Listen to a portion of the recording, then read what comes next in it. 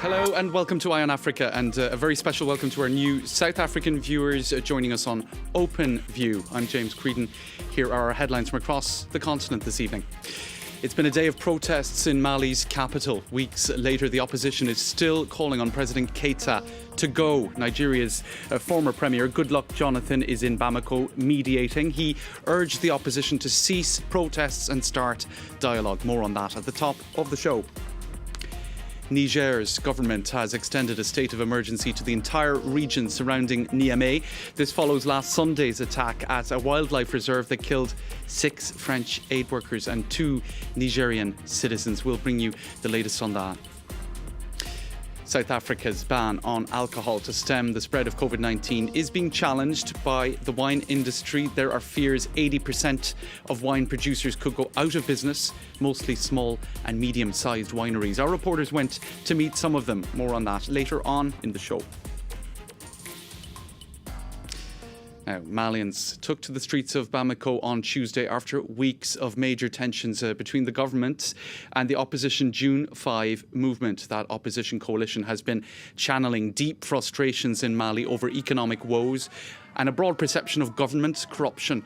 The 15-nation regional bloc, ECOWAS, has been leading mediation efforts, with their envoy, Goodluck Jonathan, currently seeking a deal. Nicolas Germain has all the latest. Once again, thousands of Malians gathered in the capital Bamako and demanded the resignation of President Keita. It was the first demonstration since the 21st of July.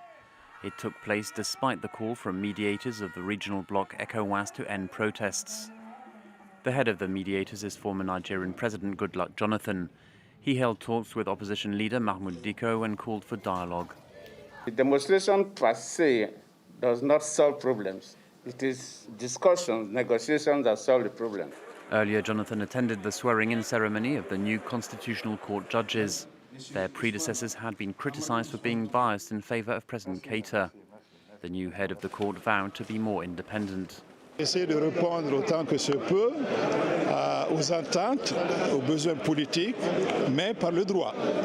Rien que le droit. Nous avons pleinement conscience aujourd'hui des enjeux, on a conscience aujourd'hui des objectifs qui nous sont assignés, mais nous allons le faire sans passion, nous allons le faire avec efficacité, avec efficience. Protests calling for Keita's resignation began in June. Demonstrators say corruption is rampant and insecurity is high because of jihadist attacks and clashes between different ethnic groups. In July, one particularly violent protest in Bamako left at least 11 people dead. To Chad next, where President Idriss Déby was named a marshal, a military rank bestowed by the Chadian parliament. Déby has been in power since 1990, and the honour was to recognise his leading role in the pushback against Boko Haram. That ceremony coincided with broader celebrations this Tuesday to mark the 60th anniversary of independence from France. Now, it's 2 days since 6 French aid workers and 2 Nigerians were shot dead at a wildlife reserve outside the capital of Niger. The government has now extended a state of emergency to the entire Niamey region. A state of emergency had already been declared to the north and west of Niamey, near the borders with Mali and Burkina Faso. An affiliate of Islamic State has repeatedly carried out attacks in that zone. France has over 5,000 soldiers in the Sahel, but jihadist violence remains a consistent problem. Let's take a listen now to the French Prime Minister, Jean Castex, responding to the tragedy.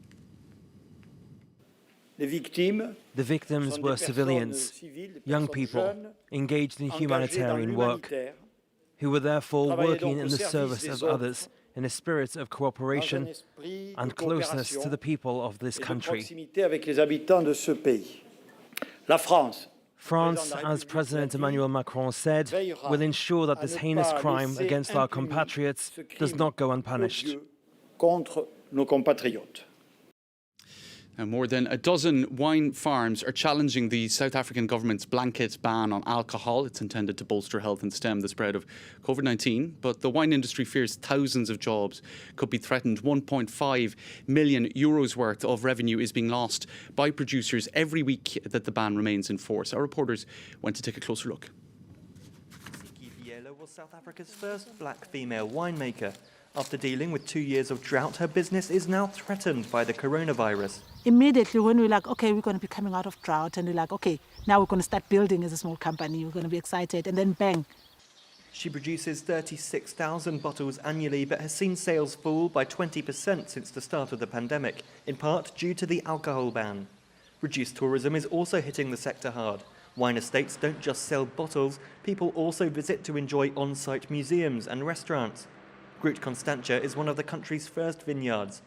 In regular times, 400,000 people walk these historic paths every year. Their absence today is worrying for those in charge.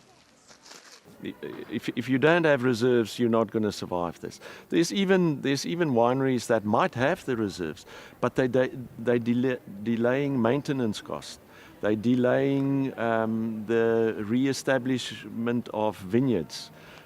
It's all dangerous things that you are playing with. The management is yet to fire anyone, but employees have taken a pay cut. More than 200,000 Western Cape wine jobs are at risk. In Stellenbosch, the country's wine capital, experts warn that the sector faces an existential threat. Even in 2019, a third of all winemakers were operating at a loss.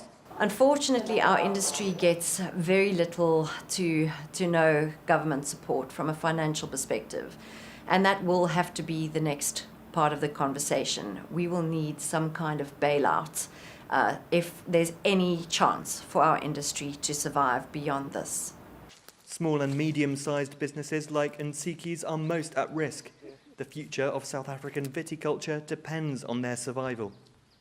Next to Togo, where microfinance organisations are suffering a major blow due to COVID-19. Ordinarily, these microcreditors are a lifeline for the poor, keeping many small businesses and households afloat. But in Togo, they've had to reduce their loans to the needy by half due to a lack of cash. Now these microcreditors are calling for emergency aid. Emmanuel Soji and Raphael Entele report. Felix is a debt collector for a microfinance institution. Today he's doing his rounds in Adidegome, a suburb of Lomé in Togo. But collecting loan payments is proving difficult during the COVID-19 epidemic. Est-ce qu'aujourd'hui tu peux collecter au moins quelque chose? Rien pour l'instant, là, rien vendu jusqu'à présent. Depuis le matin, ce que j'ai pu faire là, ça n'atteint même pas la moitié. Shortly before the health crisis, the young woman had taken out a loan to help kickstart her business selling utensils imported from Ghana. But bad luck struck with the closures of the borders and her livelihood took a nosedive. Now she makes just a quarter of what she made before. On lui propose d'aller vers l'institution et va négocier avec nos chefs. About 100 people like this vendor have sought help from this microfinance agency. He had to close his shop and he's trying to persuade the manager to give him a new loan. There's just one problem, he still owes money from his previous loan. Son cas, c'est un peu critique. Il demande encore 500 000 pour relancer ses activités. Mais à notre niveau, pour le moment, rien n'a été décidé concrètement. Access to credit has become more difficult because microfinance institutions are severely short of funds. At the beginning of the pandemic, many customers panicked and emptied out their bank accounts. Then there are those who can't afford to pay back their loans. Up to half of borrowers in some places owe a total amount of about 5 billion CFA francs, around 7.5 million euros across the country. Maintenant, on a besoin de ressources pour relancer les activités parce que les remboursements n'ont pas suivi. Il y a eu des restructurations, il parlait de report d'échéance et ça diminue la capacité de financement des institutions. At least 2 out of 6 people in Togo take out a microloan. Thousands of families like this one, whose small businesses are going bankrupt, are waiting for support. Pushing back deadlines to make repayments has given them some reprieve, but without the working capital provided by microfinance agencies, many people's future prospects are looking bleak. All right, that's all for this edition of Eye on Africa. Thanks for watching.